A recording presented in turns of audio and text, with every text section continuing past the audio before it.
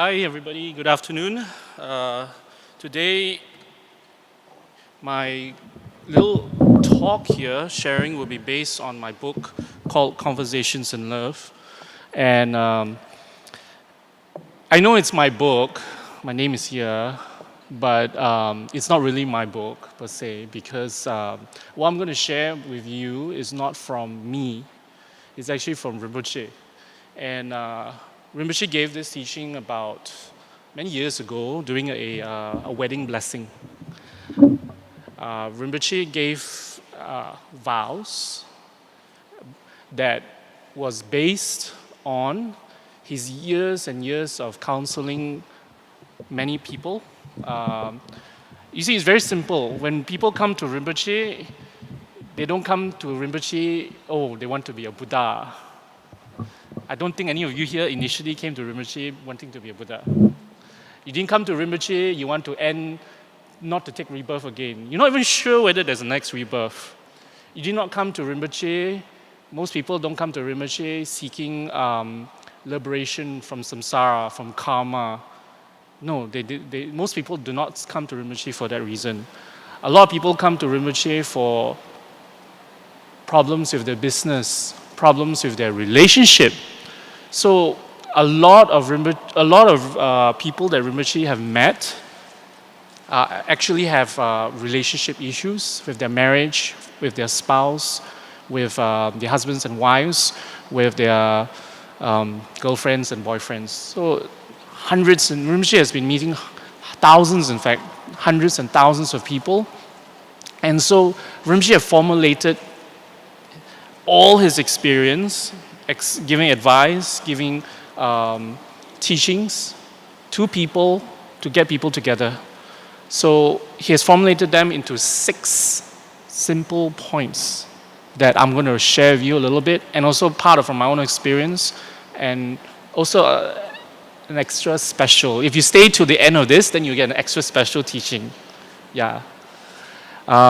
So what it is that Rinpoche said that at the beginning when he did the blessing, that actually for weddings, you don't traditionally, in Tibetan tradition, you don't invite a monk to a wedding. Traditionally, you don't.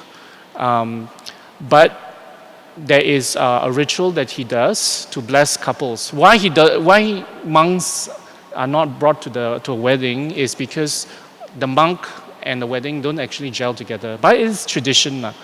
What it means is because the monk represents renunciation, not having a husband or wife, so it doesn't match. So what happens is, but he does have, in the Tara Tantras, there is a ritual that he can do to bless the couple, which he did. So Rinpoche said that in the teaching, that for most of us, it's very easy to get into a relationship. In fact, some people, they're yearning for one. So to get in a relationship, it's very easy. Some of us may beg to differ, but the point is that everybody, actually they say out there, there's a market for everybody in all shapes and size, all, the color of your skin, your facial appearance, many different facial experience, all ages, even you're young, you're old. Nowadays, especially nowadays, young or old, it doesn't matter. It doesn't make a difference. To get in a relationship is very easy, Rinpoche said. But to stay in a relationship is another thing. To get married also is very easy. You watch TV, you can go to Las Vegas and get married over, 1990, all pao ka liao, everything. Or you can just go on to the registrar, Kachara House is one of them. You can register to get married. And it's a very simple process, but it has a lot of implications. For us here in Kachara House, we are Malaysians, we're Asians, so we do take marriage seriously, we do take relationships seriously. So the other aspect of it is staying in a relationship. And that's the whole point of this talk. Staying in a long-term relationship with someone, staying in a marriage is another thing. It's the same thing, what I'm trying to say is the same thing, but it's different from getting into one. So my point of this talk would be maintaining a relationship / marriage. Okay, so why is it difficult? It's very simple.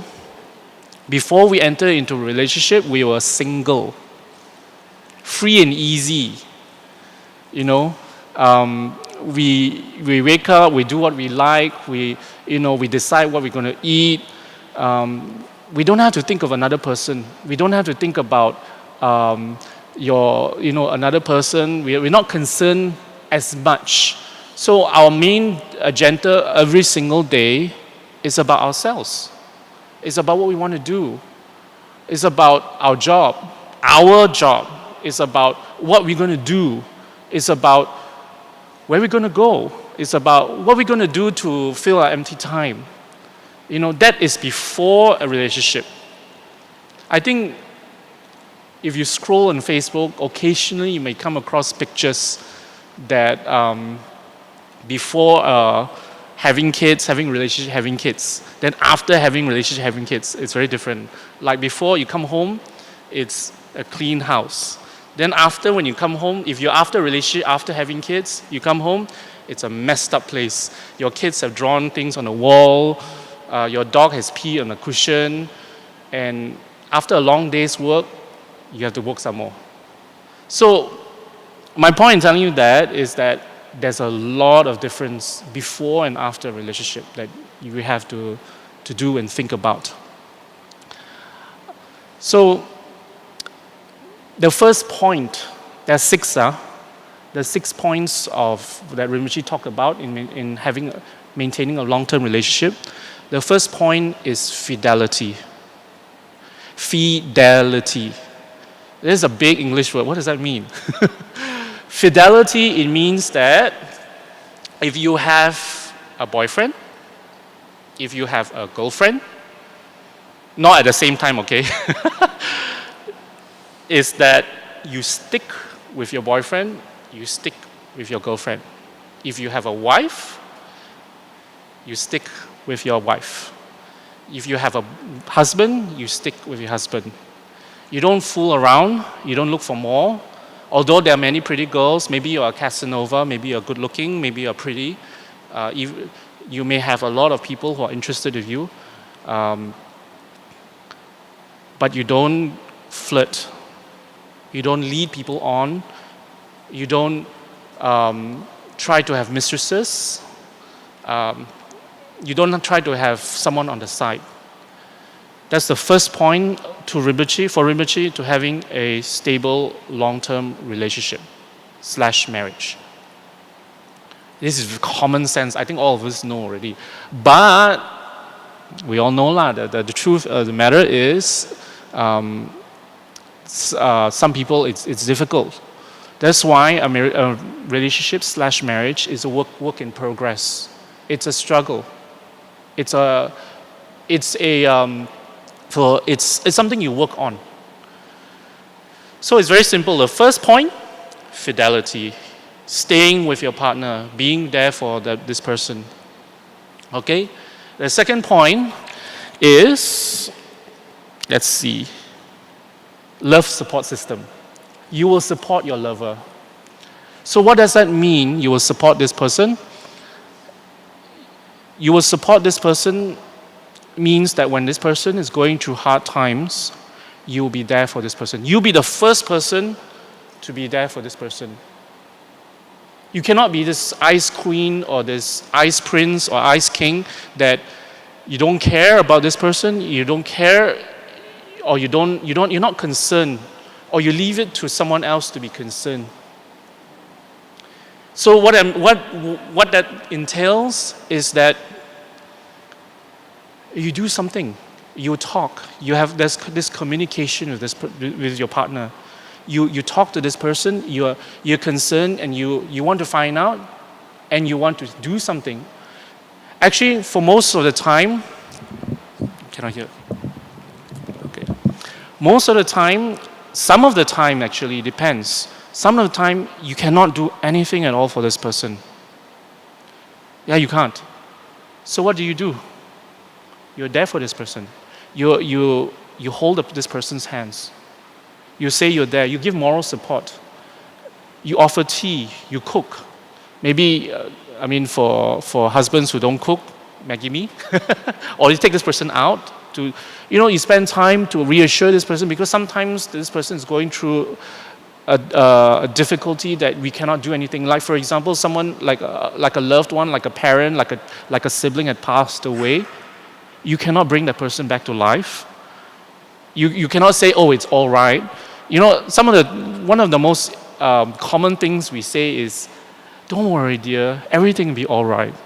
It's not all right. The person had passed away. Sometimes, I think, this is subjective, of course. To say it's all right, everything is all right, is delusional. It is like telling the person, oh, when it's raining, the sky is blue. It is not blue. It is raining. It is gray. It is cloudy. So, what do? You be there for this person. You talk. Sometimes it's just that. That's all you can do, but you should do it. If you want to maintain a relationship, that's all you can do. At least you do that. Okay, the next thing is, that's point number 2. You're there to support your partner. Number 3 is,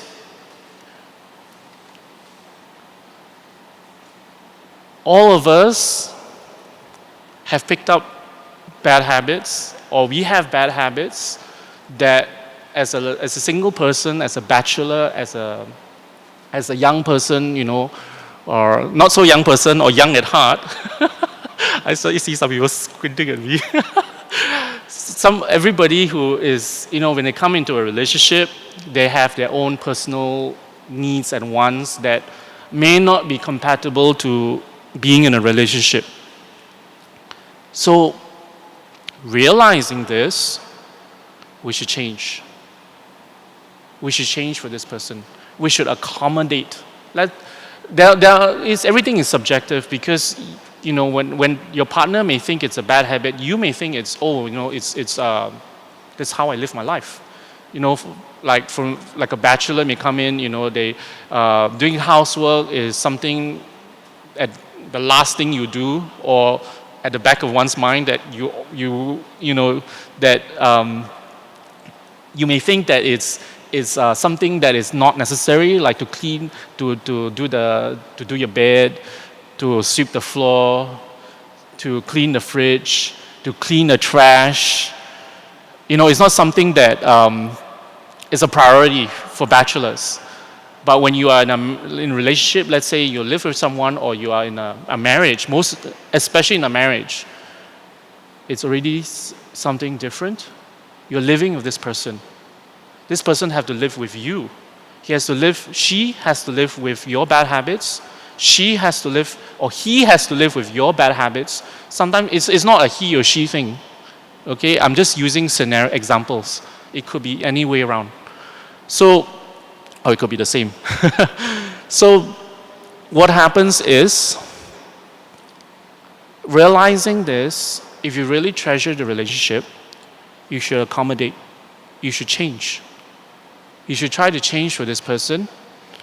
And especially if this person is a neat person, most of the time, I always see, people who are couples, husband and wives, is usually one party is a neat one is not. So there will usually be a little squabbles about who takes the trash, who does the dishes, for young couples. And that's just one example. There are many, many examples we can think of. I won't go into it so much, but the thing is, there will be differences. So, it is something that we should work on ourselves. The point of this is we should work on ourselves. We don't force our ideals on the person. I repeat, just in case you didn't get it, the mic not clear. Changing our bad habits is not something we enforce on our lover, on our partner. We don't force the person to change. We should change ourselves. That's the point of this that I was reading through a few times just now. And I picked it up and I thought I'd reinforce for you to hear. Because a lot of us have very high expectations of our partners and we expect the person to change. But what about ourselves? Sometimes both parties, both husband, wife, girlfriend, boyfriend, we are just as stubborn as each other, you know. So what happens? We reach a deadlock. So we change. You see, when we change, the other person observe, over time this person will realize, this person changed for me. Automatically, when another person changed for you, you will change. You will appreciate, at least appreciate, and then there will be harmony. Okay? So, the point is that we ourselves change for this person. Change our little bad habits. It's actually not that difficult if we want to. So then Rinpoche in the middle of this talk about managing conflicts. And Rinpoche said that when there's a disagreement between husband and wives, boyfriends and girlfriends, girlfriends and girlfriends, and the list goes on, is that when there is a conflict, there's an argument, Rinpoche says that you do not leave it overnight. You know how some people, I don't want to talk to him, I don't want to talk to her.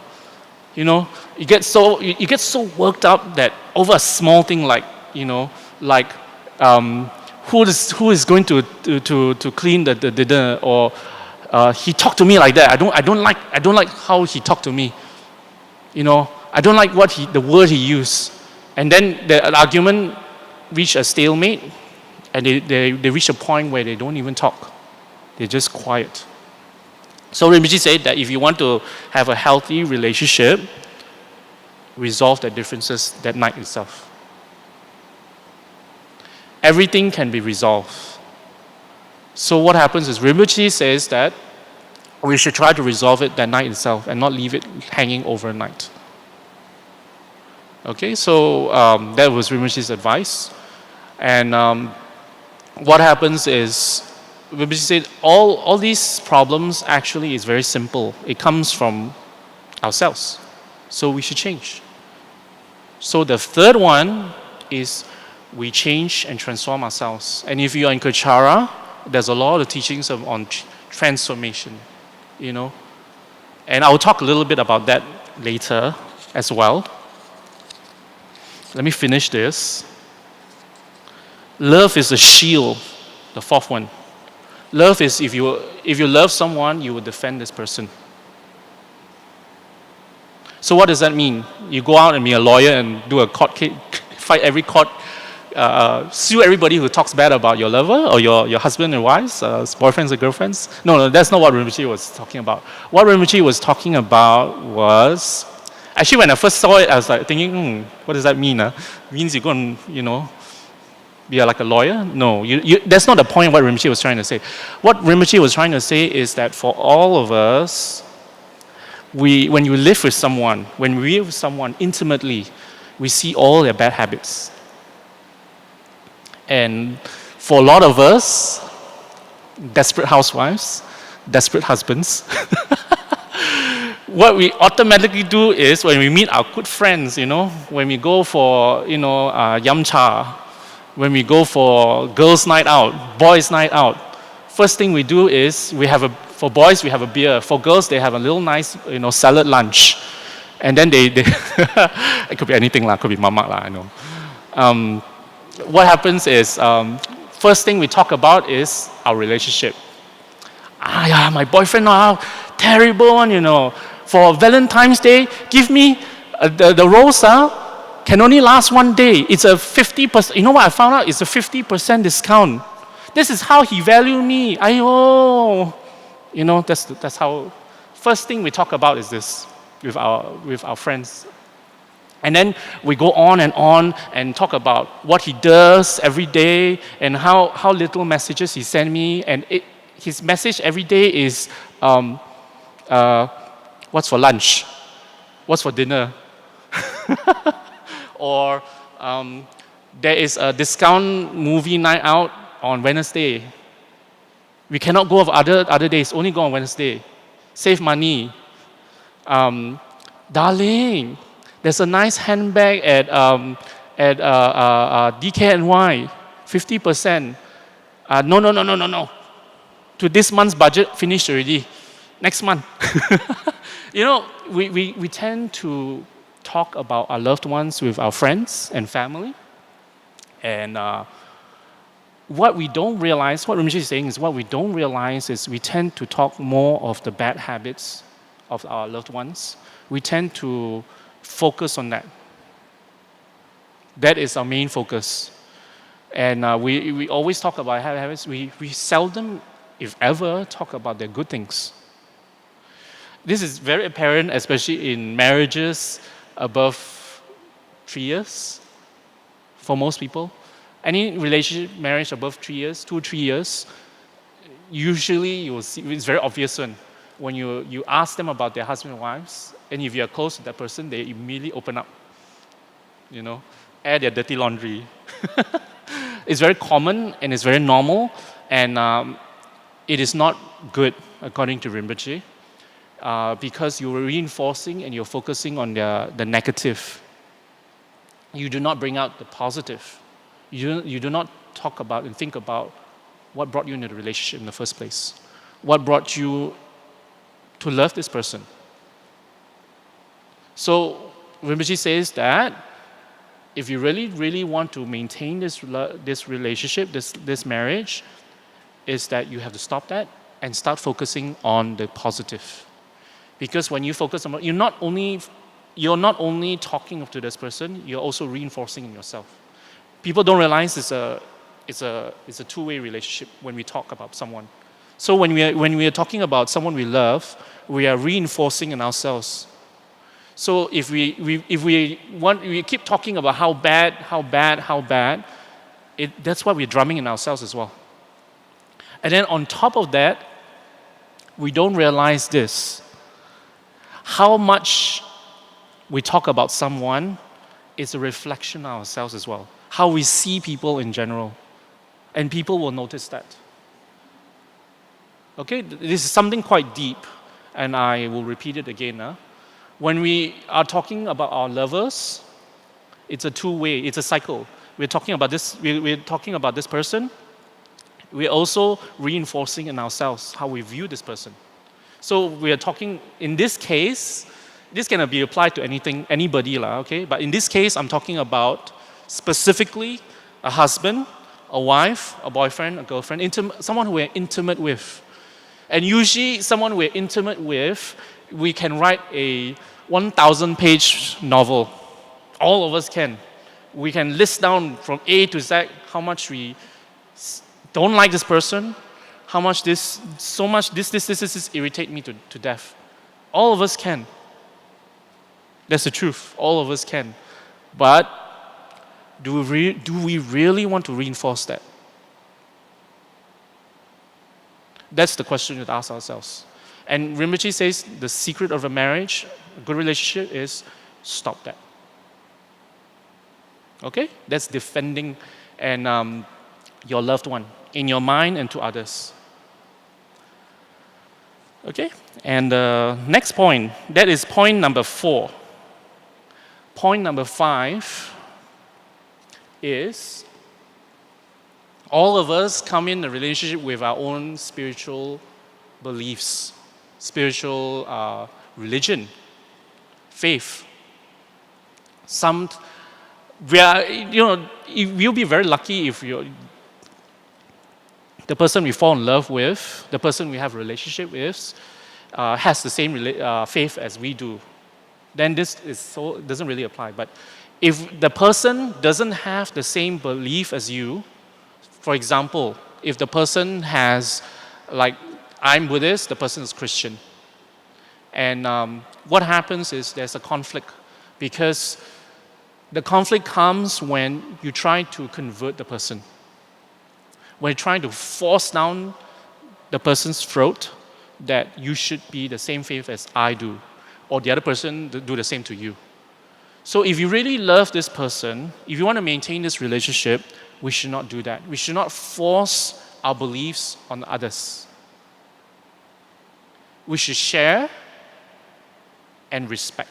Rinpoche used the word respect a lot in this. We should share and respect our beliefs, but we should not force it down their throats. And Rinpoche gave a really beautiful story of his uncle and aunt. His uncle is Mongolian, his aunt is Russian, Naran and Hani.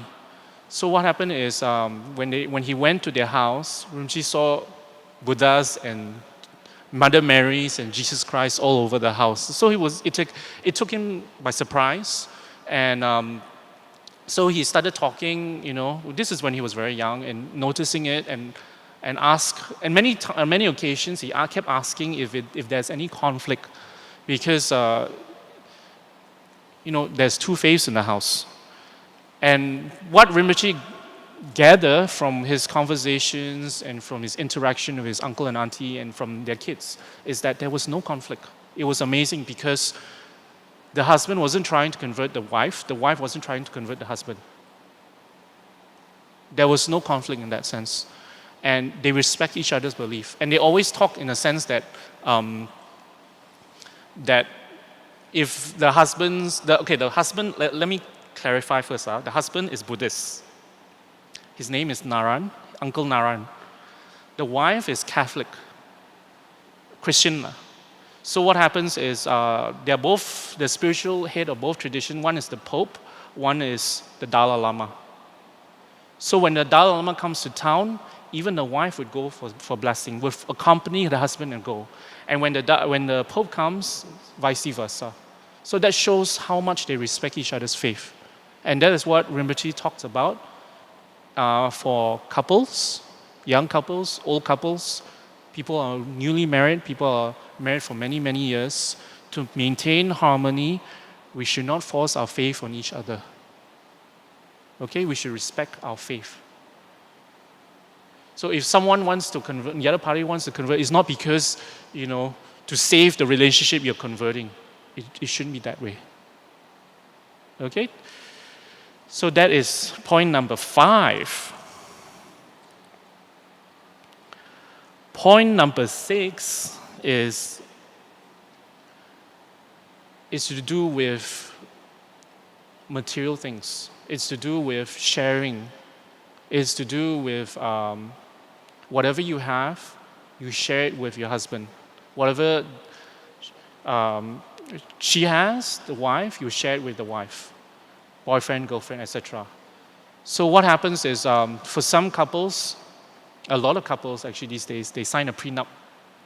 Especially, what usually is the case from what I can see from examples around me and in stories, in the movies, in soap operas, is that prenup they sign. When the wealthier is one of the couple, they'll be extremely nervous about their property, about their estate, about the wealth that they inherited or they work for it. They're nervous that the person marrying, is just after our money, a gold digger. So they're worried. So the point of this is that you may be worried, you may be concerned that it could be a gold digger, and that concern may be true. But the thing is, that shouldn't stop you from sharing. That shouldn't stop you from giving. It shouldn't be, this is mine. Okay, this house is mine. You should do what I say.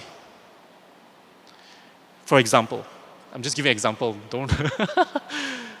Or I'm paying for your business.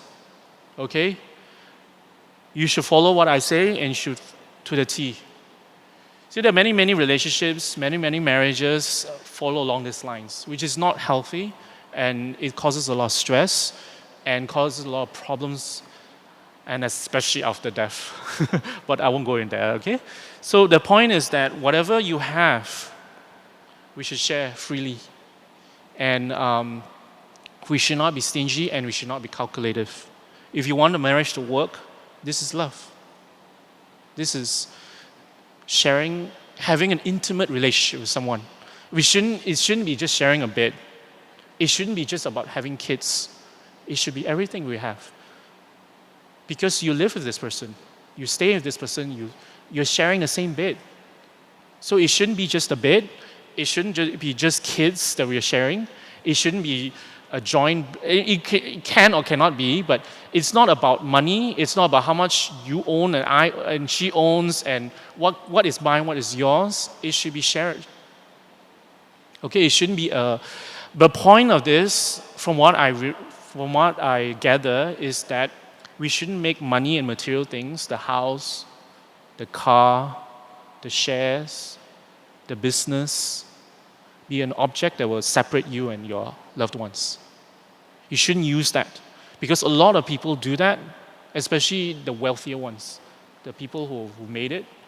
When you have a lot of money, it's very, very common, that people gravitate to you for that reason.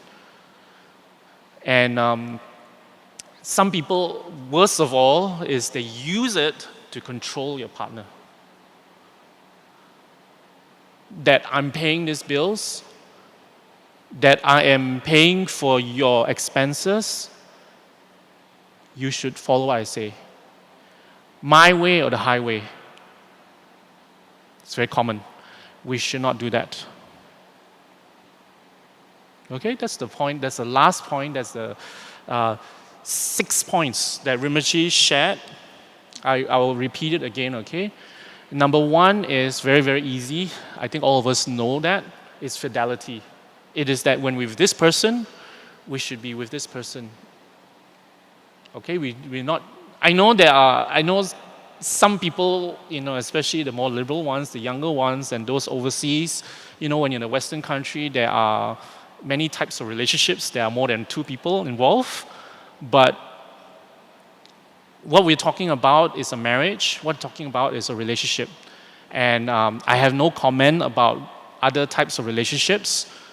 But generally speaking, relationship is usually between 2 people. And it usually works best that way. Okay? And I know there are other arrangements, but it's better I don't comment about it. But from past experience of observing, it usually doesn't work out. More than 2 parties. Okay? Unless it's a different agenda, then it's not love. Okay? Number 1, fidelity. Number 2, oh God, my poor goldfish memory. Number 2 is about support. You support your loved one through thick and thin, through good times and bad times. And if you have to eat porridge, you eat porridge, the Chinese saying. If you have to eat rice, you eat rice. You enjoy rice and a lot of dishes. So you support even through porridge and through rice and dishes. I totally corrupted the saying, but anyway, you get what I mean.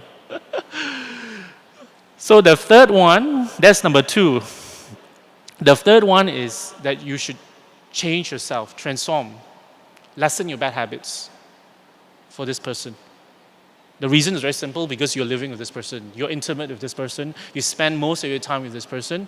And this person has to put up with you and your bad habits. So automatically, if you want things to work, you change, you transform, you accommodate, you make it easy for this person. You make this person remember why this person loves you. Okay, you do your best. Number 4 is you should defend your loved ones by not talking negative things with other people. Not sharing, not airing your laundry, not going out with your girlfriends and boyfriends, boys' night out, girls' night out, to bitch and to drink and to complain and complain and complain. It's very common, it's very normal actually in most relationships for people to do that, but it's not healthy and it doesn't help. And especially if because we keep reinforcing the negative view of this person. Okay? That's not defending. That's defending this person. And then we should respect this person's faith, your loved one's faith. Number 5, respect his or her faith. And not try to convert this person, not try to force your beliefs on this person. And it's okay to share, but not force it down the throat. Actually, anybody, just imagine if all of us are forced to convert to religion X. Right now, it's a ruling. How we feel. If you're forced to believe in something we don't actually believe in, if we don't like that feeling, don't expect the other person to like that as well. And if the person is rejecting it, what we believe, what we share, and has no respect for what we believe. Actually, the litmus test for this is if your partner respects what you believe in. If your partner does not respect in what you believe in, it shows what we have been sharing. It shows that we have been forcing it down the person's throat, whether we realize it or we don't. That's the key. Okay? Then the last one is we should share everything that we have. And I'm not saying that, upon marriage or upon having a boyfriend or a girlfriend, this is all I have. My property, here. Have it. Marry me. Be my lover forever. No, that's not what I mean. Or that's not what Rinpoche meant. It is sharing and not using what we have to control the person, or not using it as a reason for differences. That's the main key point, because material objects in many, many relationships and families breaks the family apart, because we've been using it to control people. That's the worst thing, to use material objects, to use money, to use what we have to control another person. Actually, Rinpoche said in the book, in his teachings, is that we tend to do that. We tend to always try to control our partner, our loved ones, all the time. But actually, we should do the other way around. We should try to nurture. So what does it mean by nurturing? It's by showing the example. It's by talking, by having patience, by having a lot of love, compassion, kindness in our relationship. So changing from control, a lot of us want to control. It's normal. We all want to control our situations. We want to be, you want our marriage to be perfect. We want the most beautiful husband, the handsomest husband, the one without the beer gut, the one with the 5 C's: condominium, credit card, career, and car. We all want that, but reality is, he may not have all the C's. Maybe he has a car. Maybe it's a beat-up Proton. Maybe the condo is not in Bangsa or in Damansara Heights. Maybe it's in SS2. Maybe he doesn't have, the career, like a reviser or a stockbroker or a 5-figure paycheck. Maybe he doesn't have all that. Maybe he doesn't have that. And we shouldn't be unhappy because he doesn't have that. We should look at him beyond what he has. You should look into the person itself, the woman itself, the man itself, the husband, the wife, the boyfriend, girlfriend, etc., etc. Okay? So that's the part that Rinpoche talked about. And then I'm going to go a little bit about the self-cherishing mind. And then the last bit, the bonus bit, will be a special question that a lot of people, I think I came across 1 or 2 times online, is there any practices that can help me get a boyfriend, girlfriend, keep our marriage? I have something to share about that. Okay, first thing I want to share is the self-cherishing mind. Okay, this is a little bit technical. I'll keep it very brief and as simple as I can. And what's the self-cherishing mind? The self-cherishing mind is an innate part of us. It's deep within all of us. Okay? It's a part of us that is so deep that we act out of it. So what does it mean we act out of it? It's our worldview. You know, the secular term is worldview, or the secular term is how our mind operates. The base most. So what is that? Self-cherishing, cherishing ourselves. That's normal, what? Yes, it's normal for a lot of people. We cherish ourselves. What it means is that we have this deep, deep innate belief that to be happy is to make ourselves comfortable, to make ourselves liked by all, is to make ourselves be happy as possible, to get what we want. We think that to be happy, to be really happy, contented, long term, is to think about ourselves, to cherish ourselves. That's our deepest, most self-cherishing mind. But the Buddha said, the self-cherishing mind does not do that. He changed the whole world. It's what we call a paradigm change. The Buddha said, actually, no.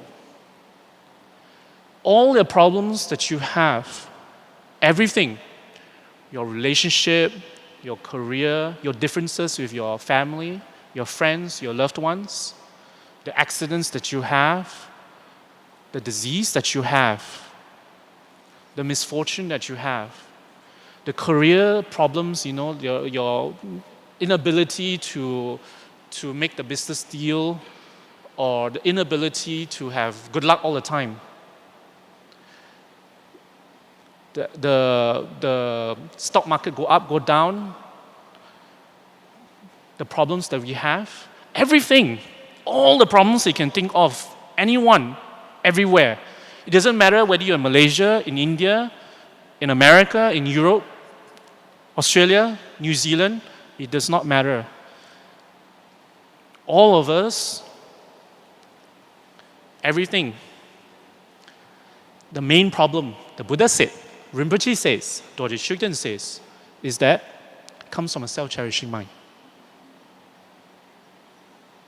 Yes. Immediately, if you've not heard this before, you'll think, really? If you've not heard of this before, you may find it difficult because initially it doesn't make sense. Initially. And so I'm bringing this point in because all of us in a relationship have actually a really huge ego. We have a huge ego. And ego means what? Self-cherishing mind. We want things our way. We want things to go our way. We want this person to think in our way, or we want this person to act in the way we want. We want this person to talk the way we want. We want this person to say what we want to hear. We only want that, whether we realize it or not. And the point is that it's so deep in us that we don't even realize it. We may, if we have been in Dharma for a while, we may know this technically, but to change it is something else. To transform it is something else. So the root problem, according to the Buddha, is our self-cherishing mind, the grasping, that this person is real. That Pastor David is real, meaning, of course I'm real, I'm here, but I don't mean that. What I mean is that I'm real and I need to be happy. I'm here, and the name Pastor and David comes with the responsibilities, comes with, it must be a certain way. It comes with, oh, you know, I'm a pastor, I should be respected, or I've already been a husband for 20 years to you, dear wife. You should listen to what I say. You should be there for me. You should think the way I think. You should understand me. Me, I. Me. That's the self-cherished mind. If you listen to your conversation with people, listen to how many times you say I, me, my interests, what I want, how I want it, how you should be, what I want you to be. At the end, it's still I. Okay, there's some you, me a bit, but ultimately there's an I. Some people even more fantastic, more fantabulous, more bodhisattva. You know what's a bodhisattva? Who pretends to be a kind and compassionate person, but actually is not? Is that they'll mask everything for this person. I'm only thinking for your best interests. You want to be happy, you should be successful, you want to be successful, everything is for this person, the way you talk, but actually, that's not the case. Because actually, it is to fit you. So that comes in a self-charity. Actually, there's a lot, but I'm going to keep it a little short. I'm going to keep it to the point where the self-cherishing mind is a part of us that's so deep that we nurture and we take care of it all the time. And it's the way we operate from. Even when we're concerned for our lover, we're actually thinking about ourselves. We are thinking about what we want, what we need. We're not even thinking about the person. And when we're thinking of the other person, we actually are using that person to fulfill what we want. Everybody got that? Understand? I'll give you another example, another scenario.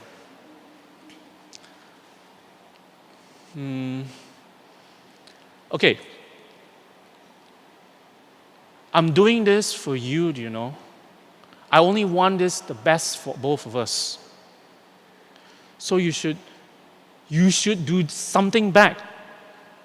I only want the best for you. You should take this career.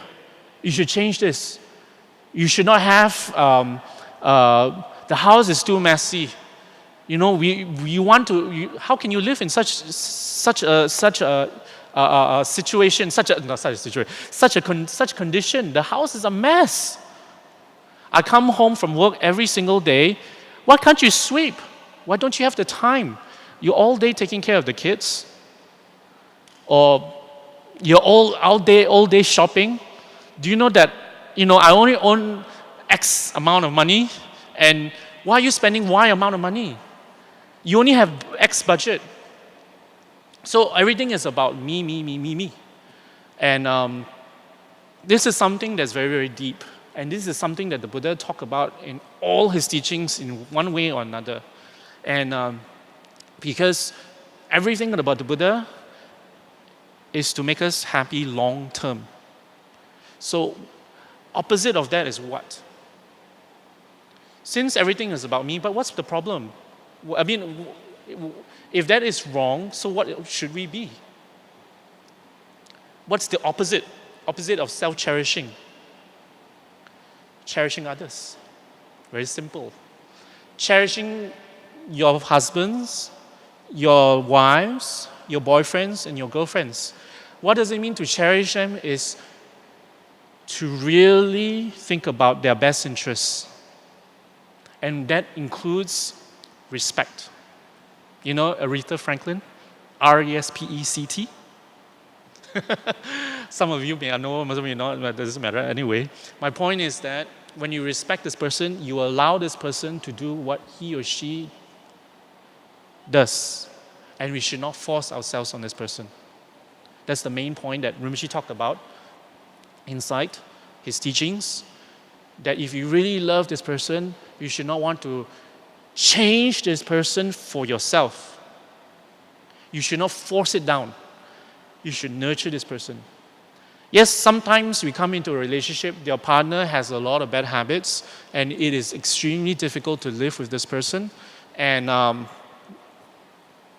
Rinpoche says this, it's not nice to hear, but it's the truth. Nobody twists your arm into that marriage. Nobody put a gun to your head and said you have to marry this person or you have to be in the relationship with this person. It is your choice. Since it's your choice, you should make the best of it, especially if you've been in a relationship for many, many years. Rinpoche, by the way, Rinpoche does not advocate that, because you don't like this person, you cannot be with this person, then you separate. No. The point is that a relationship is something that you work on. If you want to be in a relationship, you work on it. Everybody, I know of some people, okay, they have this rosy, Korean drama, soap opera relationship in their mind.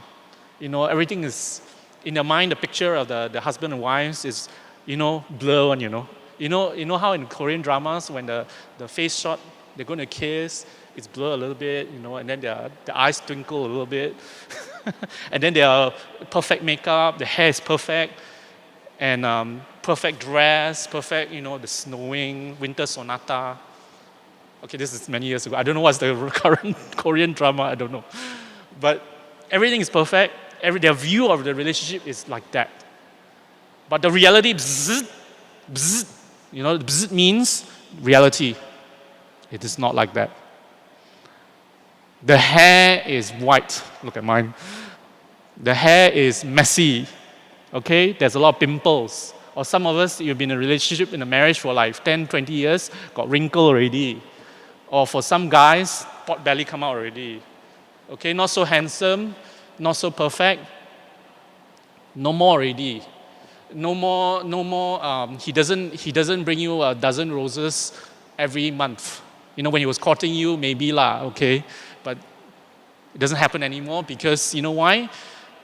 The money that goes into the roses now is put into the piggy bank to invest because you got 4 kids, you got 3 kids, you got 2 kids. You know how much is it to education for the kids these days? You don't have $1 million saved up for the education, you can forget it.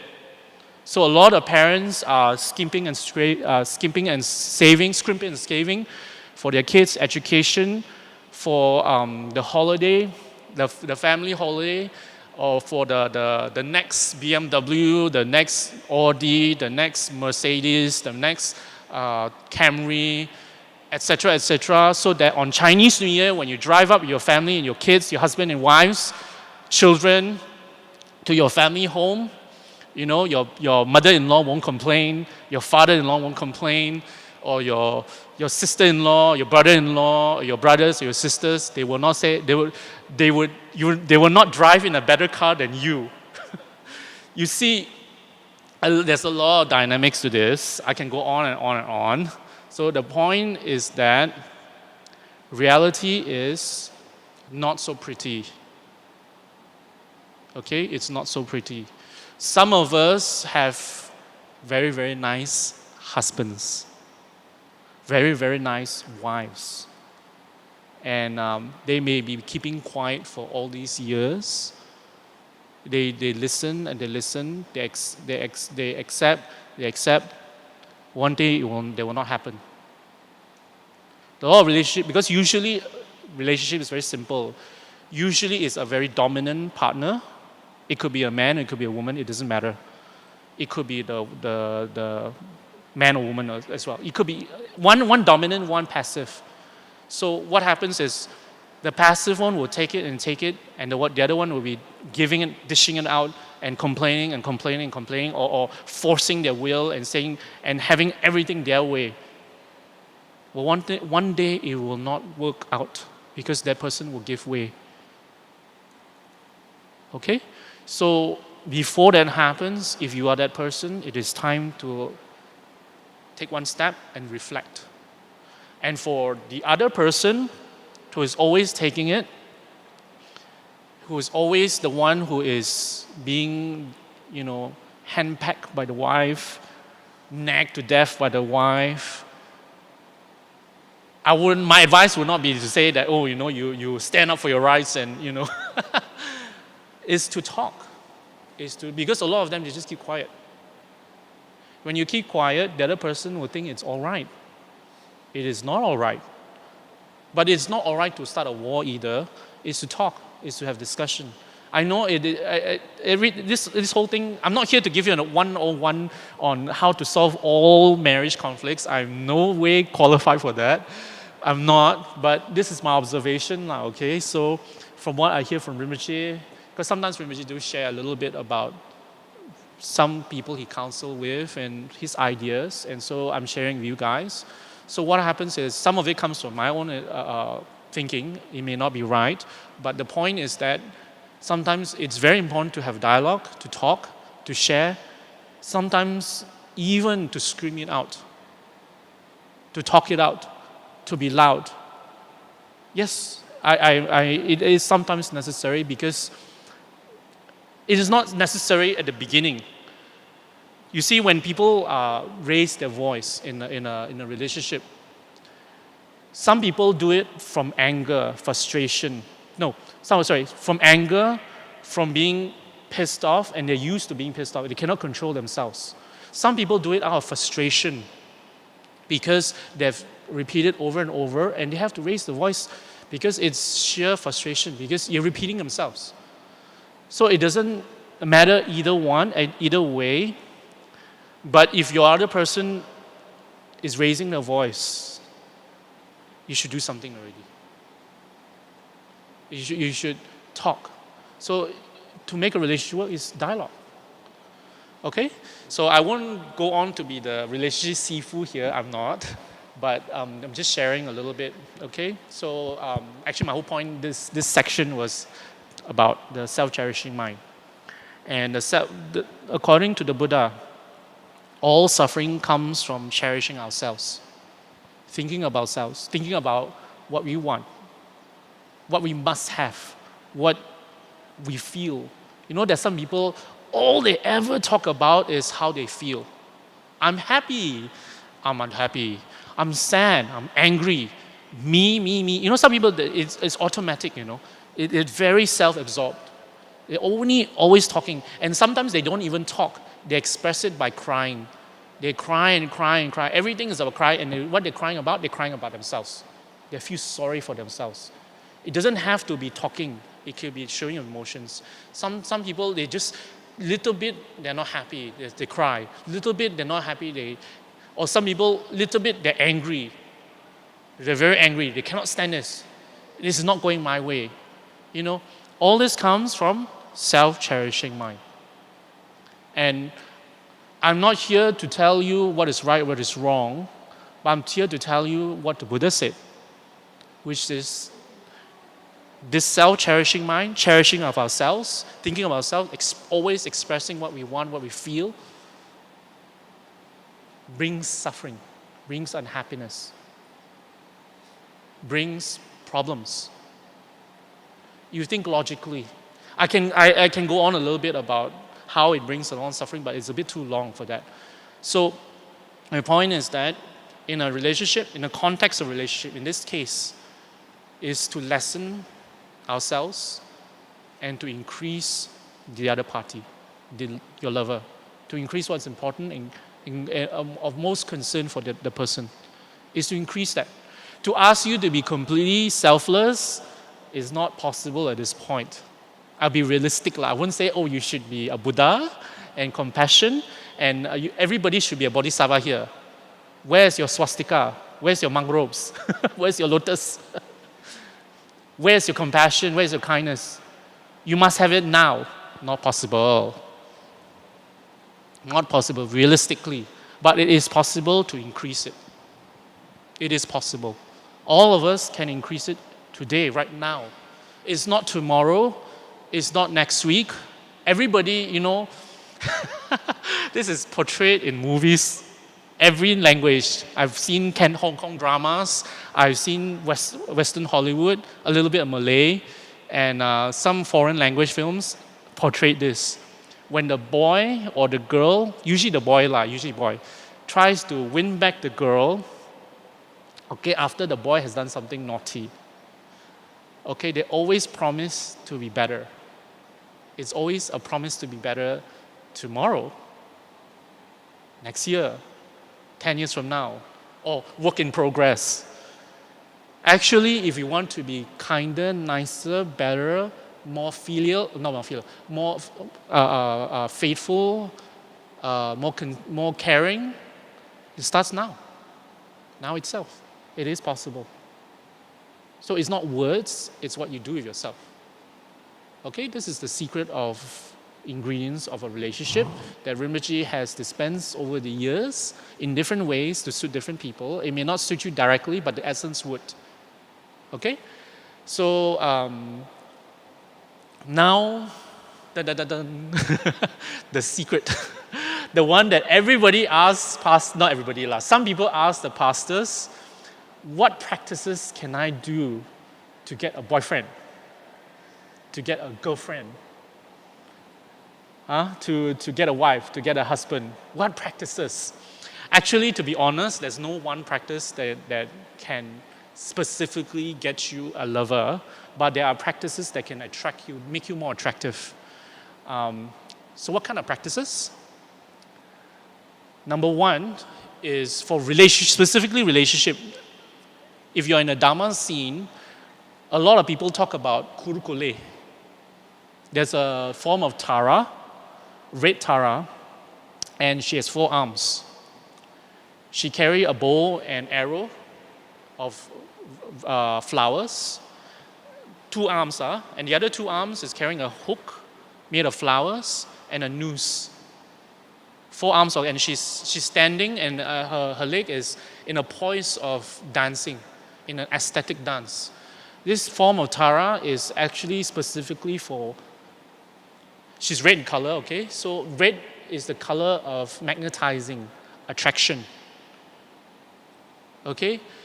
Many people say that this practice is very powerful to get a lover, to get a relationship. But actually, per se, it does not really bring the relationship. What it brings you is it increases your ability to attract others. Okay? Because the Buddhas, the way they bless us is in 4 ways. 4 ways. What's the 4 ways? Increase. Okay? Increase, control, increase, control, attraction or magnifying, not magnify, the word is magnetize, yes. Magnetize and rough, subjugation. I repeat, increase, control, control slash, sorry, I have to repeat this again. Increase, control slash magnetizing. It's the same. That's why I separate the 2. Actually, it's 1. Magnetizing and control. Pacify. Disease, problems. And then last is ruffle or subjugation. These are the 4 ways that the Buddhas can benefit you, can bless you. So red Tara specifically control, specifically magnetize and bring what you need. So a lot of people say that, but actually what is more powerful than that is Vajrayogini.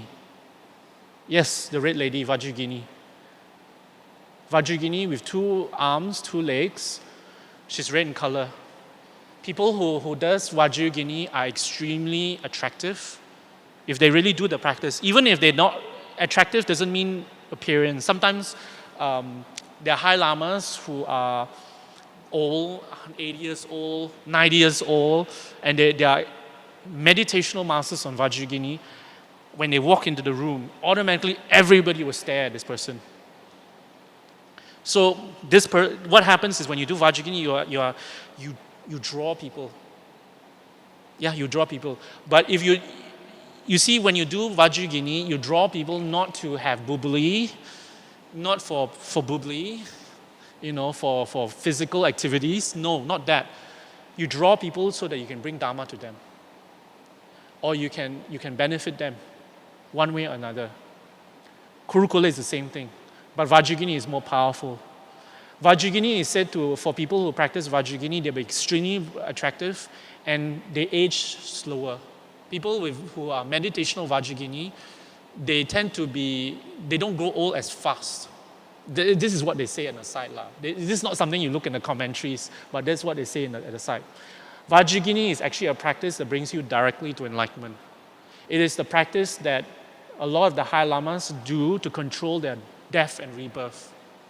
Okay, it is a practice that they do every single day of their lives once they get the initiation, so that every moment is a point of collecting merit, collecting good karma, the point of becoming a Buddha.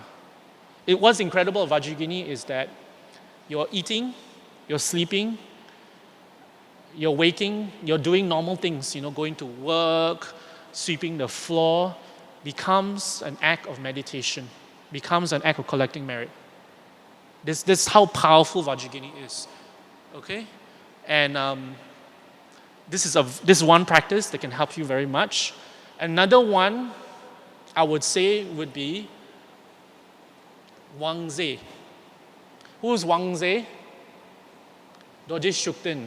Dorje Shugden in a control aspect. Okay, nobody has ever said this, that Wang Zhe brings you a lover. Okay, I'm not here to start on saying that it is, but it is a practice. Dorje Shugden in a control aspect it is a method to attract. Okay, I'm putting it as this as well. Okay, so what I have said so far is practices like Kurukule, Vajragini, and Wang Zhe. Attraction. Okay, ultimately, you want to be the most beautiful, attractive person is that if you are kind, if you are considerate, if you are caring, if you are the nicest person, that's what's most attractive. Whether you're male, female, boy, girl, young, old, it doesn't matter. That's why Rinpoches, High Lamas, who are meditational masters, who made bodhicitta their main practice. What is bodhicitta? Bodhicitta means concern for others. Their main practice. They attract male, female, everybody. Everybody is swarmed to them. Why? Sometimes they don't even have to speak, just upon sight. Some High Lamas, right, upon sight. And a lot of them, if they are very old, about 60, 70, 80, right, they have a lot of students, right, you look at them per se, right, they don't look attractive personally. But there is a draw. You have to look at them. Okay, the energy, I'm talking of the energy. It comes from years of meditation. It comes from years of being kind and concerned for others. Okay, that is actually, if you really, really want to be, you don't have to do all these practices. You develop yourself. And Rinpoche, in a slightly funny way, tells some people who would listen, who don't mind certain words, that if you want to find a lover, what do you have to offer? What kind of person are you? Are you kind? Are you caring? Are you the person who people can depend on? A lover, a friend, a family, a husband, a wife, boyfriend, girlfriend can depend on you, can believe in you. Are you that kind of person? Because ultimately, if you're looking for a lover, you want a lover that is dependable, especially for women. Actually, same thing, it doesn't matter. Someone who you can trust. That's what that will be attractive to people. Okay, it is not appearance. Appearance do play a role. I won't say that you go. Appearance is not important, so you just put 100 kgs, and you expect to get if you are the person who wants a lover, and get it. Appearance do play a role, but a secondary role. Appearance, okay, what is it in appearance? Appearance is a reflection of your self-discipline. It shows for people, if you want to get a lover, it shows if you have discipline about yourself, on yourself. So nothing more than that, and it's only secondary. Okay? And very, very important, the last thing I want to say before I end this thing is that a lot of people these days use appearance to gain a lover, a boyfriend and a girlfriend. Going to gym is the trend these days. Plastic surgery is the trend these days. And for some people who are trying to maintain a marriage, Botox, liposuction is a trend. It's very common. A little bit lift the face, facelift. And it's a trend. And it does improve your appearance, that's for sure. But does that improve you? as a person? Does the six packs, does the slim physique improve you as a person? Does it make you any different? Because you see, everybody who was into a relationship, okay, I won't go to other things. Everybody who was in a relationship, a long-term relationship, I'm not talking a short-term, long-term relationship / marriage. You want someone to live with you. Okay, so when they live with you, your face can only last so long, you know. The Botox can only hold your face so long. Actually, I heard it's 1 month. Then after that, it comes off. Your plastic surgery, have you seen celebrities with plastic surgery after they've done hundreds of them? Does that really improve their appearance? Not really also. But my point is, how does it improve you? Because you know why? Ultimately, all of us will age. All of us will grow old. Our stomach will not remain flat forever. And because, you know what, we live in Malaysia, we have a lot of delicious food, nasi lemak, Hokkien mee, char kway teow, bak kut teh, vegetarian of course. We have a lot of delicious food, you know. Chinese New Year, oh my God, the Chinese New Year cookies. Usually I put on 1 to 2 inches every Chinese New Year, just for the cookies alone. So my point in saying this is that appearance can only bring you so far, which is not a lot. Eventually, everything will fade. Everything will fade, and we cannot control it.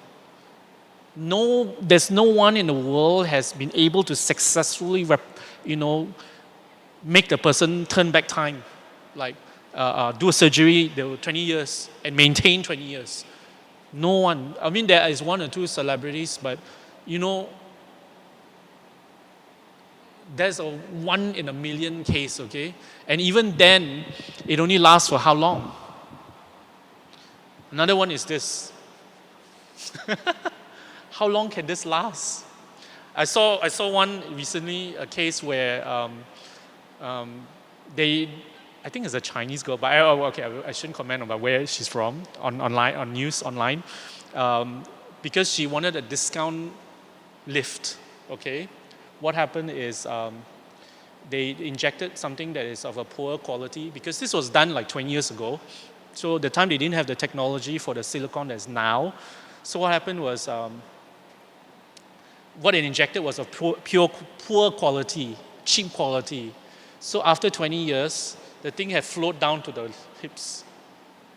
Yeah, serious. It flowed down to the hips because, it's poor quality. It was 20 years ago technology. So my point in saying all this, I don't mean to be rude and anything. My point in saying all this is appearances can only bring you so far. If you really want to get a relationship, work on a relationship, maintain a marriage, is work on ourselves. Our person, our personality, our kindness, our compassion, our knowledge, our wisdom. Because ultimately, we want to be with a person who we can have a conversation with in our old age. I don't know whether you've realized this. As the older we grow, a lot of us tend to want to talk. We want to express ourselves, and we want to hear. We want to have a meaningful conversation. We don't want to have a conversation always on something that's very shallow. We want to have deep conversations. We want people to have a meaningful conversation. Almost everybody I know, whether they say it or not, they don't have to say it. Okay? So I've come to the end of my little sharing, and I think if I ask any questions, everybody will say no. Although they want to say no, everybody will keep quiet. So I have to ask anyway. Do you have any questions? Good afternoon, Pastor Yes. David Lai. Yeah. So, is it correct to say to decrease our self and cherishment, or is that ego or not? So we should practice more of a loving kindness. Yes. Now, the kind of loving kindness in Buddhism, I think we should sort of, it's a form of blessing to others, correct? No? Of course. So that means we do it in mantra way or we do it in deeds to all beings. I'd like your opinion about this. Okay. What you asked is a very good question, a good clarification question, is that we should, as it depends, if you are a Buddhist and you believe in mantras, okay, we should do it both ways. We should do it in mantra, we do it in our practice to develop it, do it in our visualization. You know, as a visualization, what kind of visualization we should do? Visualization that when we do the practice, we should immediately think about our loved ones. First thing we should think about our loved ones. Actually, the higher way is to think about enemies, people we don't like first. Actually, that's the one. But I don't know we are at that level yet. But at least somewhere must slot in our family, our friends, our loved ones, especially people in problems, in trouble. We should slot it in. Okay? We should visualize about them and we should think about them.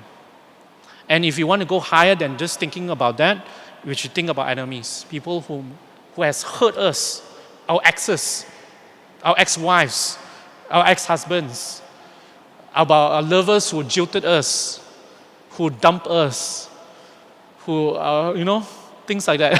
I'm giving an example. And one higher level above that, the Lamrim way, okay, is what? People we are connected with, loved ones, friends, family, people who benefited us, people who has not benefited us, harm us, okay? And the third one is people who have no relations with us at all. In our meditations, we should think of all. That's why when we do our prayers, we talk about all sentient beings. So we cannot be, oh, Doji Shukden, I pray for my family, my wife, my kids, my colleagues, my business partners, except my ex, except my ex-wife, except my ex-husband. We cannot do that. You know, all prayers doesn't have an exception one. There's no Buddhist prayer, it must be Buddhist, okay? No Buddhist prayer has an exception in their dedication. So we should do that. And when we do that, we don't do it mindlessly. We should think. We should visualize. Actually, there's a visualization of the Buddha, the Bodhisattvas, the Arhats, the Shravakas, the Pratyekaya Buddhas, the Dharma protectors, and the directional protectors, and all sentient beings. First in front of us would be the enemies. Behind us is all our loved ones, and all sentient beings around us. So all sentient beings around us, we visualize so that we cut our selfishness and our separation. Because in our mind, we categorize people on this tree. People who has benefited us, which is our loved ones. People who have hurt us, our exes, our people who ran away with our money, etc. And people who are on the street, people we have no concern for. We always separate it like that. And Lamrim says, the Buddha says, the Buddha, Lamrim is the Buddha. The Buddha says, if you really want to be happy, you have to blur the lines. So we have to do that. We have to do that visualization when we do our mantras. And then on top of that, don't be a chanter, a roadside chanter. What does that mean? You chant Om Mani Padme Hum, no, Om Benza Wiki Bitana Soha, Om Benza Wiki Bitana Soha, 10 malas a day, 20 malas a day. You know, black tea, come volunteer. But when you go home, you treat your lover, your ex like they're a slave. Or we reserve some people, some relationships, some lovers, husband, wives, they treat their lovers like the worst. Don't do that. So that's like a roadside chanter, you know. So it has no power, no meaning. So we have to combine both. And Rinpoche says, because at our level, we start to think of compassion beginning with our loved ones and expand it from there. If we can't even do it with our loved ones, how are we going to do it with others? Right? Okay, I hope that answers your question. Pastor, sometimes we heard in a marriage that lasts maybe 10, 20 years. Then later on, the two parties try to patch up. But it seems they can't. So can we just say that this is fated or this is due to karma? Oh, that's a good one. Okay, I answered that. Actually, I was thinking about that earlier, but I didn't put it in, sorry. Okay. The Buddha gave this teaching. He gave this teaching by giving this imagery of a woman with a child. Okay, there's a dog at the side and there's a child. And the child is carrying a chicken, he's eating the chicken. Okay, and the Buddha said that the woman doesn't realize this, but the child is a reincarnation of her enemy in a previous life. And the chicken that the child is holding is the reincarnation of the woman's husband, and the dog is the lover, is the husband who passed away. I may not get the actual scenario correct, but what's the meaning of that? And the meaning of that is that we are all together, our relationships are bound by karma. There's no escape for now. There's no escape. So there's sometimes some of us are stuck in a relationship where it's an abusive one, a difficult one, I won't say abusive, a difficult one. It is because of karma. And I am in no position to tell you that, because sometimes we want to leave this relationship, but we cannot. We can't change the person, but we get this in return, this abuse and this difficulty. Because some people have very difficult relationships. I won't say abuse. Abusive relationships is not for me to commend that you should stay in a relationship because of karma, no. Abusive relationships is always that you should seek help. Definitely, okay? I'm talking of difficult relationships, okay? So in a scenario where you are in a difficult relationship, sometimes it is karma. It is karma. And no matter what you do, you're still stuck in this relationship with this person, and you have to do the best that you can. And sometimes we have to be even more patient and even more kind to win the person over, maybe. But there are many examples of in our life. Everybody here, I'm sure, I can see in the eyes already that you are thinking of someone in a scenario in your mind. Maybe it's yourself, maybe it's someone else, Everybody knows of a person who is stuck in a difficult relationship. Okay? Because there is karma. And sometimes the karma will take a long time to exhaust. Sometimes the karma exhausts very quickly. It depends. So,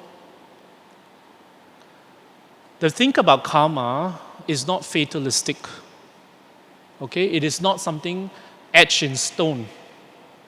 Karma is something that can be changed. Okay? The Buddha taught karma not to tell you that you are stuck and you cannot change your life.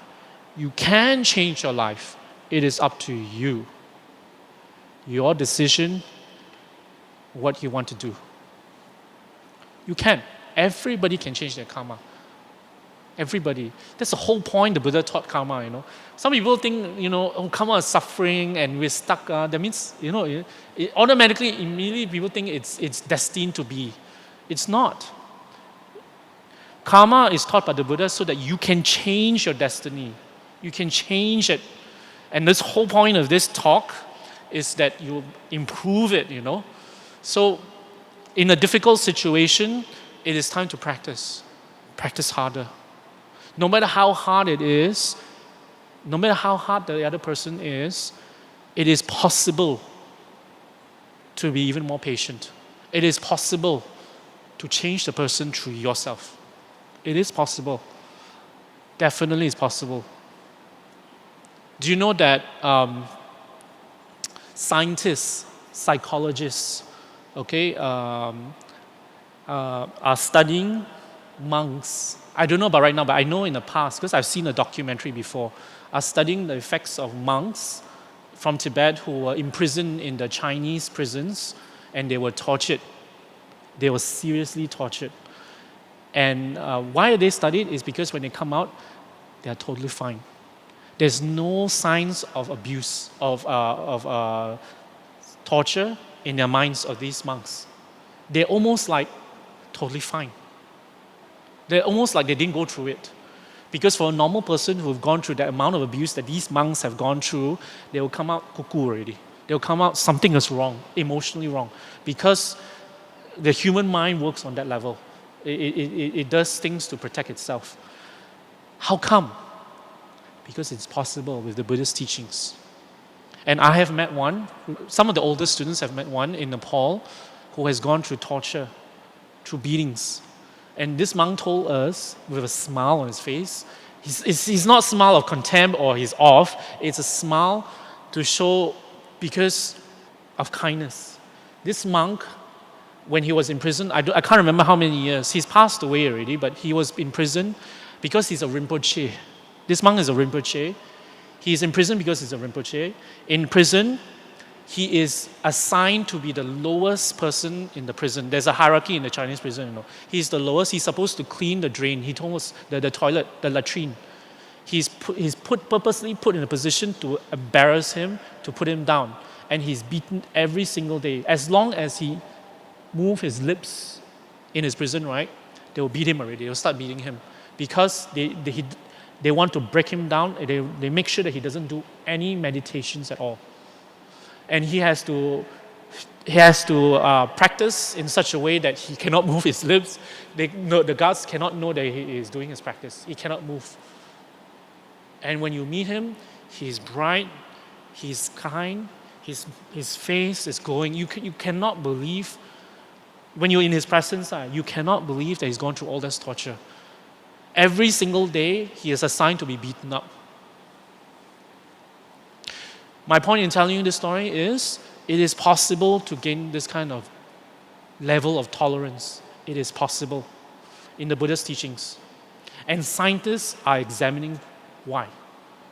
And it's so simple, it's the Buddhist teachings. And if you want to know more, you can read it in Lam Rim. There are many, many visualizations that help us to cope with pain and suffering and difficulties. And actually in Malaysia, any relationships here in Malaysia, except the abusive, physically abusive is something else, it is actually not so bad.